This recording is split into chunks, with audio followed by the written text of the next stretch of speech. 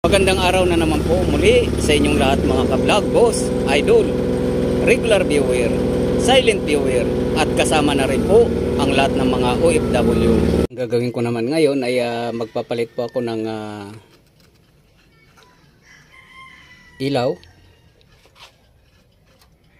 Itong ilaw po kasi ay kulay pula po to. So gagawin ko pong puti.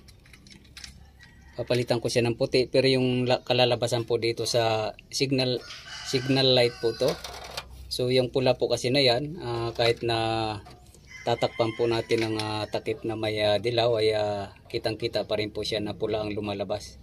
Pero kapag puti, ang lalabas po ay dilaw siya. So papalitan ko po siya ng puti, pero bombilya po siya. So modify po itong ilaw na to. Kasi ang original po niyan ay ganito po siya, 21 watts na single contact.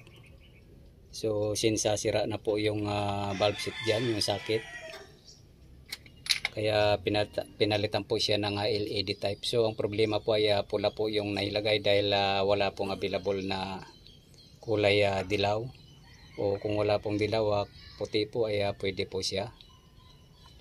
So hindi na po siya LED. So mayroon po akong minodify na bombilya ito.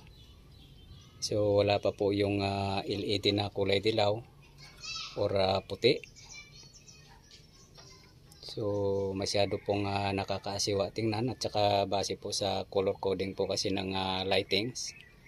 Yung kulay pula ay para sa stoplight yan, or sa mga ibang ano yan.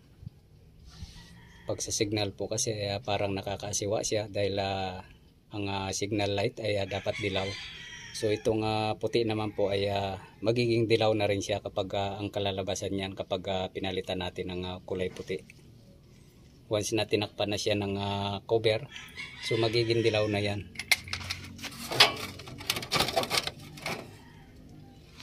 So ayan po. So hindi po siya dilaw, makikita po siyang pula talaga yung liwanag niya. Kaya palitan po natin para mas sunod po sa standard na coding ng ilaw.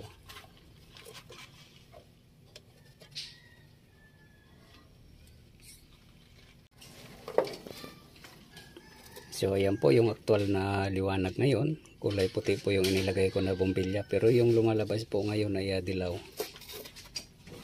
Ayan.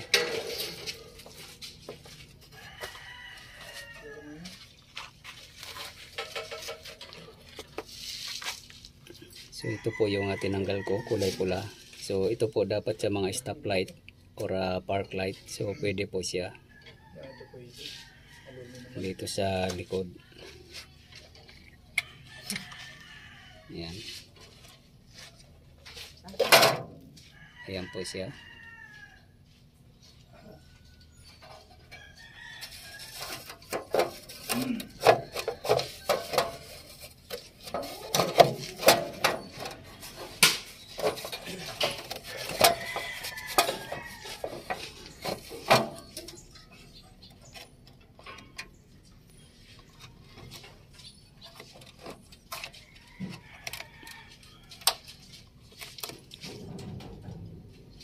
So modify na rin po yan.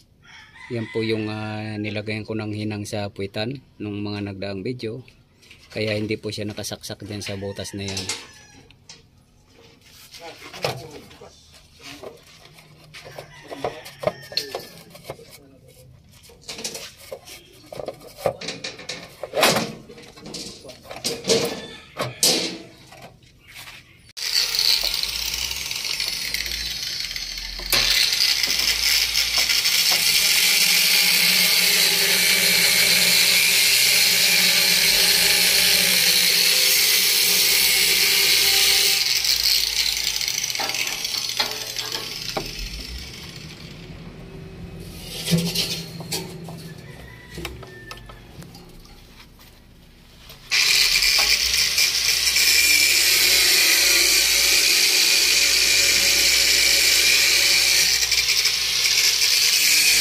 So okay na po siya, dilaw na po siya.